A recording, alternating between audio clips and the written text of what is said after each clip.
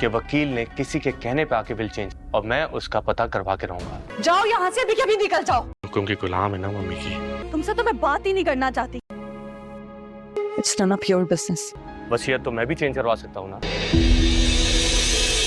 جانے سے پہلے اور میں اس کی اور مرضی برداشت نہیں کر سکتی. میں اس کی مرضی پر نہیں چل سکتی. بہت ہو گیا ہے. ہاتھ چھوڑ کے ایک آخری دفعہ معافی مانگتا ہوں سب سے. ڈرامہ سیریل دو کنارے کے آنے والے ایپیسوڈ میں آپ دیکھیں گے دریش شیوار اپنی طرف سے کتنی بھی کوشش کر لے لیکن وہ کسی بھی صورت ولید سے اس کی بیٹی نہیں چھین سکتی. بھلے ہی دریش شیوار اس کی سگی ماں ہے لیکن اس بچی کا اس نے خیال نہیں رکھا. جب اس نے ولید سے طلاق مانگی تب اس نے اپنی بچی کے بارے میں بھی نہیں سوچا. اور آج جب اسے خود تکلیف ہو رہی ہے، جب اس کا اکیلا پن اسے کاٹنے لگا ہے اور شہیر نے جب اسے دھوکہ دیا ہے، تب اسے احساس ہوا ہے اپنی بچی کا. دریش شیوار کتنی بھی کوشش کر لے دوستوں لیکن دعا اس کے پاس نہیں آئے گی، کیونکہ دریش شیوار کو کوئی بھی ایسی خوشی نہیں ملنے والی جس کی وجہ سے ولید کو تکلیف پہنچے. اور اس بار دریش شیوار یہ کیس ہار جائے گی اور کیس ہار جانے کے بعد تیمور بھی کافی افسوس میں ہوگا کہ اس نے آئمہ کے ساتھ کس طرح بیہیو رکھا. یہاں پر جب دریش شیوار کیس ہار جائے گی تو وہ ہارنے کی وجہ اسے اور کوئی نہیں بلکہ تیمور نظر آئے گا اور تیمور سے لڑنا جھگڑنا شروع کر دے گی. لیکن تیمور کہے گا میں نے تمہارے لیے اپنی بیوی تک کو نہیں دیکھا اور تمہارے حق کے لیے میں تمہارے ساتھ کھڑا ہوا اور آج تم مجھے باتیں سنا رہی ہو.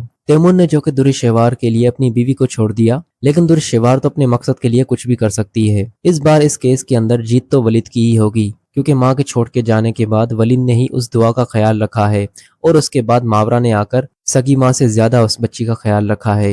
ادھر دوستوں ماورا بھی ماں بن چکی ہے اور یہ بات تیمور کو کافی تکلیف دے گی کہ ایسے وقت میں وہ اپنی بیوی کے ساتھ نہیں جبکہ اس کی بیوی پہلی بار ماں بننے والی ہے اور ایسے وقت پہ آ کر اس نے اپنی بیوی کے ساتھ لڑائی کی. تیمور اسی دن کا انتظار کر رہا تھا کہ کب اس کی بیوی ماں بنے گی اور کب ان دونوں کے درمیان ایک اور مہمان آئے گا. یہ سب کچھ دریش شیوار کی وجہ سے ہو رہا ہے.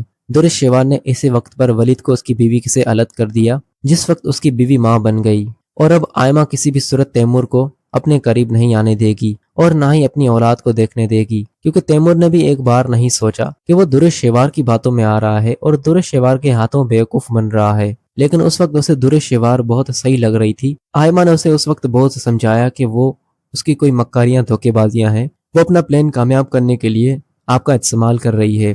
لیکن تیمور کو اس وقت آئمہ کی کوئی بھی بات سمجھ میں نہیں آ رہی تھی.